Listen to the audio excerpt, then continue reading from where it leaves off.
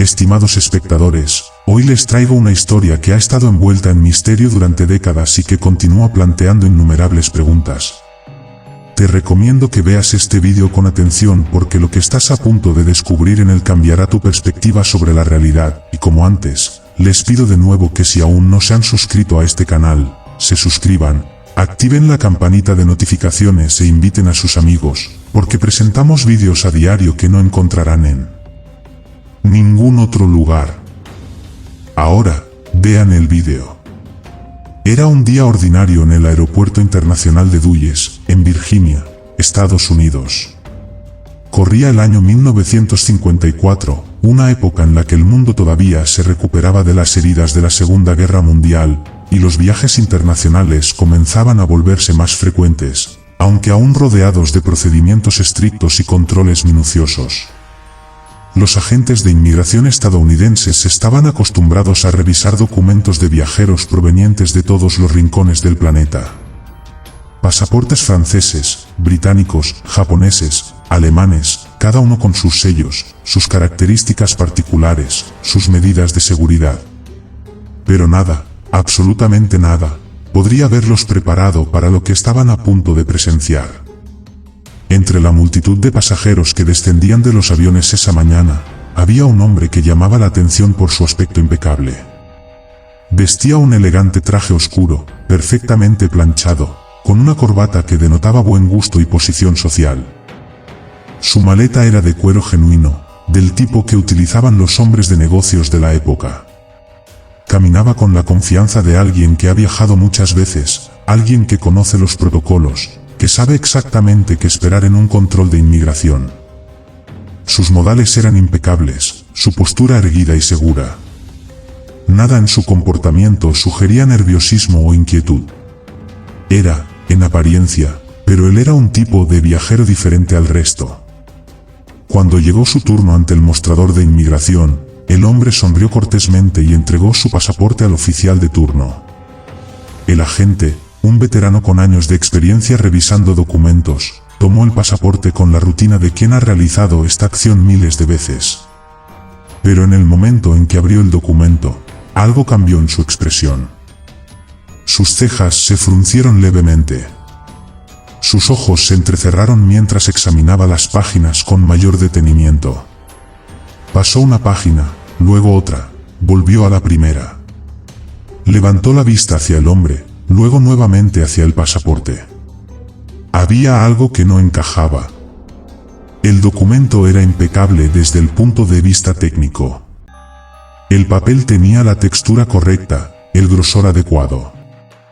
La fotografía del hombre estaba firmemente adherida, con los sellos oficiales superpuestos de manera que cualquier intento de alteración sería inmediatamente evidente. Los sellos de entrada y salida de diversos países estaban allí, marcados con fechas recientes, algunos tan frescos que la tinta aún conservaba ese brillo característico.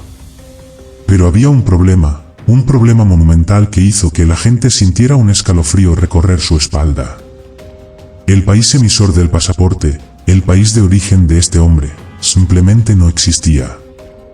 El pasaporte indicaba que el hombre era ciudadano de un país llamado Tauret.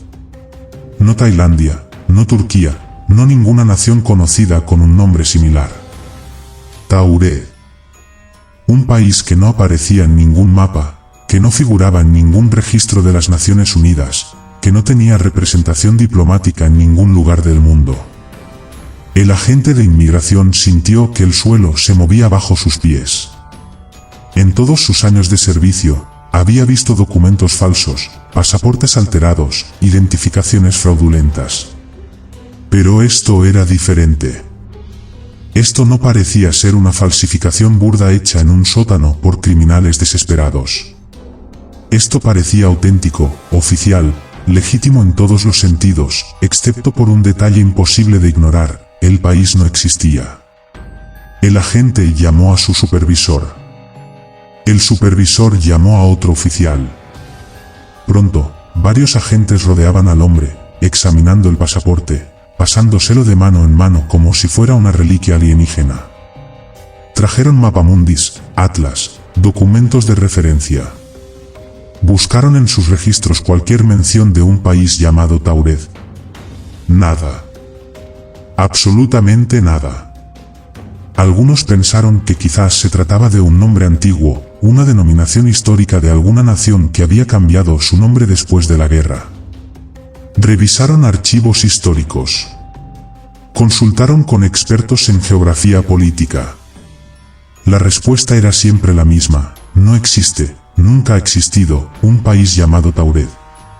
Mientras tanto, el hombre permanecía tranquilo, pero visiblemente confundido por la conmoción que su pasaporte había causado. Cuando finalmente le preguntaron, a través de intérpretes, sobre su país de origen, su respuesta dejó helados a todos los presentes. Con absoluta naturalidad, con la convicción de quien afirma una verdad evidente, el hombre explicó que Taured era su país natal, una nación que, según él, existía desde hacía casi 1000 años. No mostraba signos de engaño, no había vacilación en su voz, no había ese nerviosismo característico de quien intenta mantener una mentira. Hablaba de Taured con la misma familiaridad con la que un francés hablaría de Francia, o un japonés de Japón. Los interrogatorios se intensificaron. Le pidieron que señalara en un mapa la ubicación de su país. El hombre, sin dudar, colocó su dedo en una región entre Francia y España, aproximadamente donde se encuentra Andorra. Pero cuando le mostraron que allí estaba Andorra, un pequeño principado reconocido internacionalmente, el hombre palideció. Su confusión era palpable, genuina. Insistía en que él no conocía ningún lugar llamado Andorra, que ese territorio siempre había sido Taured. La perplejidad en su rostro no parecía actuada. Era la expresión de alguien que descubre que el mundo que conoce no es el mundo en el que se encuentra. Los agentes decidieron revisar su equipaje con minuciosidad forense. Lo que encontraron no hizo más que profundizar el misterio. El hombre portaba monedas de una denominación desconocida, con símbolos y escrituras que no correspondían a ningún sistema monetario conocido. Sin embargo, también llevaba divisas de varios países europeos, francos franceses, marcos alemanes, libras esterlinas. Su billetera contenía tarjetas de presentación de una compañía con sede, según los documentos, en Taured. Había recibos de hoteles de diversos países europeos, todos extendidos a su nombre, todos aparentemente auténticos. Llevaba fotografías de lo que parecía ser su familia, una mujer y 2 niños pequeños, sonriendo en lo que podría haber sido un parque o jardín. Al reverso de una de las fotografías, había una inscripción en un idioma que parecía una mezcla extraña de francés y catalán, pero que no era exactamente ninguno de los dos.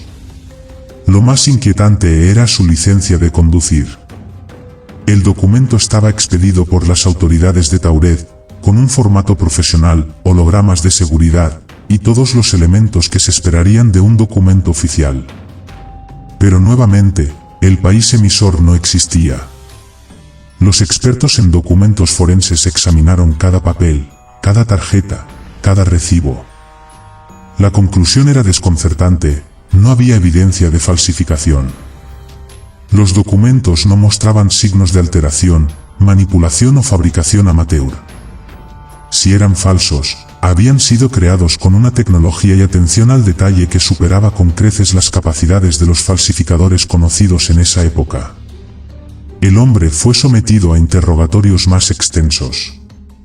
Les contó que era un hombre de negocios, que viajaba regularmente a Estados Unidos y otros países para reuniones comerciales. Mostró una agenda con citas programadas en Nueva York y Washington D.C., con nombres de empresas que, cuando fueron verificadas, efectivamente existían. Algunas de estas compañías confirmaron haber programado reuniones con un representante extranjero, aunque los nombres no coincidían exactamente. El hombre explicó que se hospedaba habitualmente en un hotel específico en Nueva York. Los agentes llamaron al hotel. El personal del establecimiento confirmó que tenían una reservación a su nombre, hecha semanas atrás mediante telegrama, y que incluso habían recibido un depósito como garantía. La situación se volvía cada vez más compleja. Por un lado, tenían a un hombre que afirmaba provenir de un país inexistente, portando documentos imposibles. Por otro lado, Ese mismo hombre tenía reservaciones confirmadas, citas de negocios verificadas, y un historial aparente de viajes anteriores respaldado por los sellos en su pasaporte, sellos que correspondían a países reales y que parecían auténticos. Era como si dos realidades diferentes se hubieran entrelazado de manera inexplicable. Las autoridades decidieron mantener al hombre bajo custodia mientras investigaban más a fondo. Lo alojaron en una habitación de un hotel cercano al aeropuerto, bajo vigilancia constante. Colocaron guardias en la puerta, en el pasillo, incluso uno frente a la ventana por si acaso intentaba escapar. El hombre, aunque claramente perturbado por la situación, cooperó plenamente. No se resistió, no intentó huir, no mostró ningún comportamiento que sugiriera que era un criminal o un impostor intentando evadir la justicia. Simplemente parecía un hombre atrapado en una pesadilla kafkiana, incapaz de comprender por qué su existencia misma era puesta en duda. Esa noche, mientras los agentes continuaban su investigación, verificando cada detalle de su historia, tratando de encontrar alguna explicación lógica para este enigma, el hombre descansaba en su habitación custodiada. Los guardias reportaron que todo estaba tranquilo. No había ruidos sospechosos, no había intentos de comunicación con el exterior, nada fuera del ordinario. El corredor estaba en silencio. Las luces permanecían encendidas. Los guardias hacían sus rondas regulares, verificando que todo estuviera en orden. Pero cuando amaneció, cuando los agentes regresaron a la habitación para continuar con los interrogatorios, se encontraron con una escena que desafía toda explicación racional. La habitación estaba vacía. El hombre había desaparecido. Pero no era una desaparición ordinaria, no era el caso de un sospechoso que había logrado burlar a sus captores mediante algún truco ingenioso. Era algo mucho más perturbador. La puerta seguía cerrada por dentro, con la cadena de seguridad puesta. La ventana estaba cerrada, y dada la altura del piso en el que se encontraba la habitación, cualquier intento de escape por esa vía habría sido suicida. No había señales de forcejeo, no había muebles movidos, no había ninguna indicación de que alguien hubiera entrado o salido de la habitación durante la noche. Los guardias juraron que nadie había pasado. No habían escuchado nada, no habían visto nada. La puerta nunca se abrió. Y sin embargo, el hombre se había esfumado como si nunca hubiera existido. Lo más escalofriante fue lo que descubrieron cuando revisaron los archivos. Todos los documentos del hombre, su pasaporte, su licencia de conducir, sus tarjetas de presentación, las fotografías de su familia, todo había desaparecido de las oficinas donde habían sido guardados bajo llave. Habían simplemente dejado de existir. Los agentes contactaron al hotel en Nueva York donde el hombre supuestamente tenía una reservación. El personal del hotel, desconcertado, les informó que no tenían registro alguno de tal reservación, ni del telegrama mencionado, ni del depósito que habían confirmado apenas horas antes. Era como si esa conversación nunca hubiera ocurrido. Las empresas con las que supuestamente tenía citas negaron haber programado reunión alguna con un representante extranjero. Los sellos en los registros de inmigración de otros países que deberían haber mostrado entradas previas de este hombre simplemente no estaban allí cuando fueron a verificarlos. Era como si la realidad misma se hubiera reorganizado para borrar cualquier evidencia de que este hombre había existido. Algunos de los agentes que estuvieron directamente involucrados en el caso comenzaron a dudar de sus propios recuerdos. ¿Había sucedido realmente? ¿Habían imaginado todo? Pero eran demasiados testigos, demasiadas personas que habían visto al hombre, que habían sostenido su pasaporte en sus manos, que habían interrogado, que habían vigilado. No podía ser una alucinación colectiva. Y sin embargo, no quedaba absolutamente ninguna prueba física de que el incidente había ocurrido. El caso fue clasificado rápidamente. Los archivos fueron sellados. Se ordenó a todos los involucrados que no hablaran del incidente. Oficialmente, nunca sucedió. Pero los rumores comenzaron a circular, primero entre los empleados del aeropuerto, luego entre periodistas que habían escuchado susurros de algo extraño, algo inexplicable. Con los años, la historia del hombre de Tauret se convirtió en una leyenda urbana, en un misterio que algunos descartaban como ficción, mientras otros insistían en que era un evento real que había sido encubierto por razones que solo las altas esferas del gobierno conocían. Hay quienes especulan que el hombre era un viajero de una dimensión paralela, de un universo alternativo donde la geografía política se desarrolló de manera diferente, donde en lugar de Andorra existe Tauret. Quizás una grieta en el tejido de la realidad permitió que este hombre cruzara desde su mundo a nuestro, solo para encontrarse atrapado en un lugar donde su existencia misma era una imposibilidad. Y cuando esa grieta se cerró, o cuando las fuerzas que mantienen separadas las realidades se reafirmaron, él fue devuelto a su dimensión de origen, llevándose consigo toda evidencia de su breve estancia en nuestro mundo. Otros sugieren explicaciones más terrestres, aunque igualmente inquietantes. Tal vez era parte de un experimento de inteligencia de la Guerra Fría, una operación tan clasificada que involucraba tecnologías de falsificación tan avanzadas que parecían imposibles para la época. Quizás el hombre era un espía con una identidad fabricada tan meticulosamente que incluía documentos de un país ficticio, diseñado para confundir y desorientar a los servicios de inteligencia enemigos.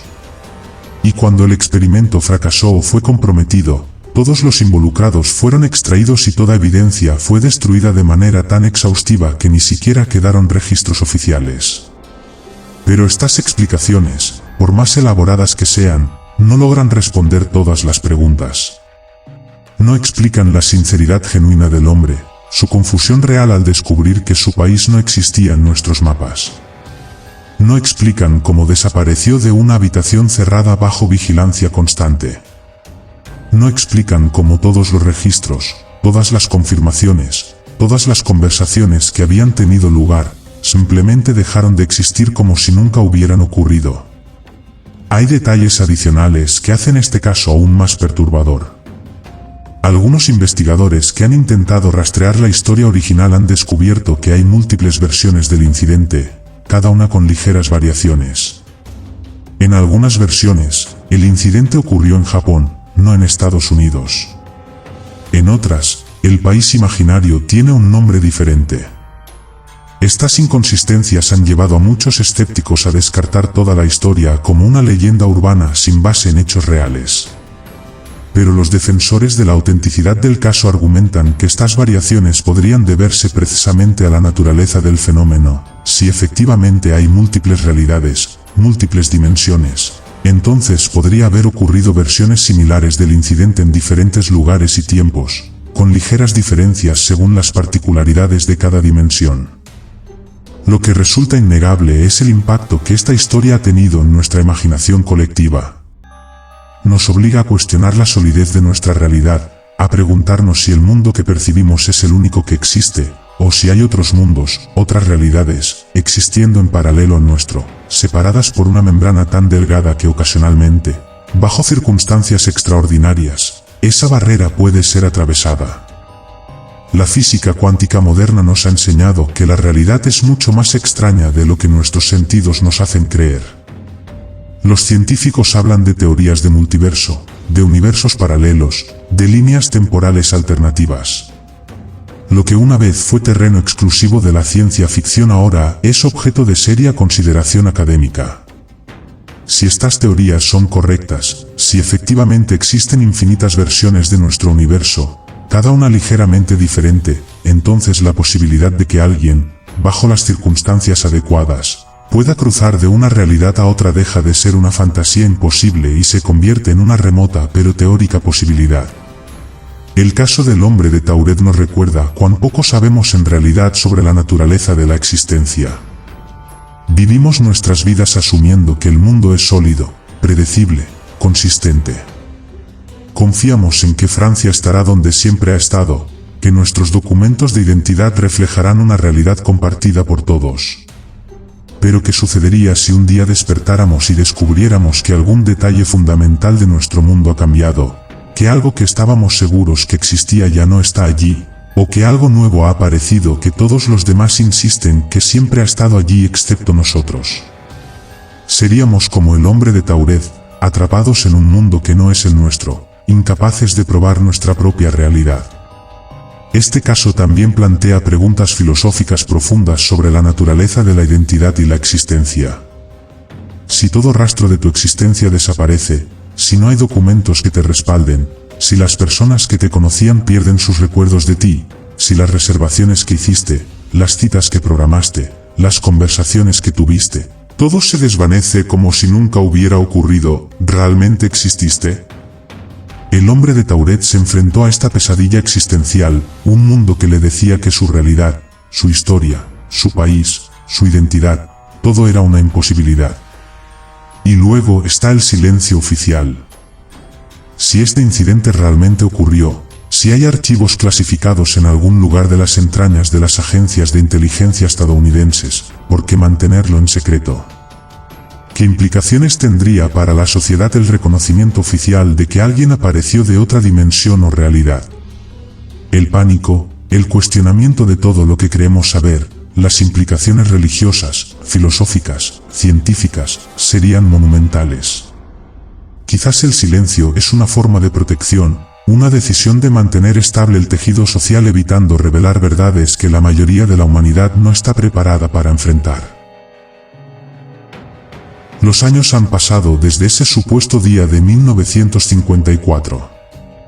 Si el hombre de Tauret era real, ahora estaría muerto, probablemente de vuelta en su mundo, en su Tauret, donde tal vez él cuenta la historia de ese día aterrador en que aterrizó en un mundo donde su país no existía, donde fue tratado como un impostor, donde la realidad misma parecía haberse vuelto en su contra. Tal vez en su mundo hay investigadores que estudian su caso, que debaten si realmente cruzó a otra dimensión o si experimentó algún tipo de episodio psicótico. Tal vez su familia nunca supo qué le sucedió durante esas horas perdidas. O tal vez, el tiempo funciona diferente entre dimensiones, y para él solo fueron minutos, mientras que para nosotros fueron horas. Estimados espectadores, la verdad sobre el hombre de Tauret probablemente nunca será conocida con certeza. Quizás fue un evento real que desafía toda explicación convencional. Quizás fue una elaborada leyenda urbana que creció con el tiempo. O quizás fue algo intermedio, un incidente real pero malinterpretado, un hombre con documentos falsos tan bien hechos que parecían auténticos, cuya desaparición fue el resultado de complicidad humana más que de fenómenos dimensionales. Pero lo que es innegable es que esta historia nos hace reflexionar sobre la naturaleza de nuestra realidad. Vivimos asumiendo que el mundo es como lo vemos, que nuestra experiencia es universal, que la geografía que aprendimos en la escuela es inmutable y compartida por todos. Pero ¿qué tal si no es así? ¿Qué tal si la realidad es más fluida, más maleable, más extraña de lo que nos atrevemos a imaginar?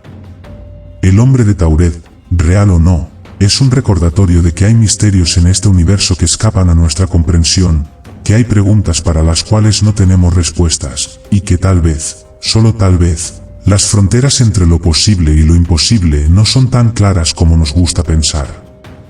Mientras cierran este vídeo, les invito a que miren a su alrededor, a su mundo cotidiano, y se pregunten, ¿están seguros de que este es el único mundo que existe? ¿Están seguros de que su realidad es la única realidad? ¿Y si un día se encontraran en la situación del hombre de Tauret, en un mundo que insiste en que su vida es una imposibilidad, cómo lo enfrentarían? ¿Cómo probarían que son reales, que su mundo es real, cuando toda evidencia dice lo contrario? Te agradezco que me acompañes en este viaje. Si esta historia les ha hecho pensar, si les ha inquietado, si les ha fascinado, les pido que compartan este vídeo, que dejen sus comentarios con sus teorías y reflexiones, y que se suscriban para más misterios como este. Recuerden que la realidad es mucho más extraña que la ficción, y que a veces, las historias más increíbles son aquellas que podrían ser verdad. Nos vemos con otro vídeo. Hasta entonces, cuídense mucho y cuiden a sus vecinos.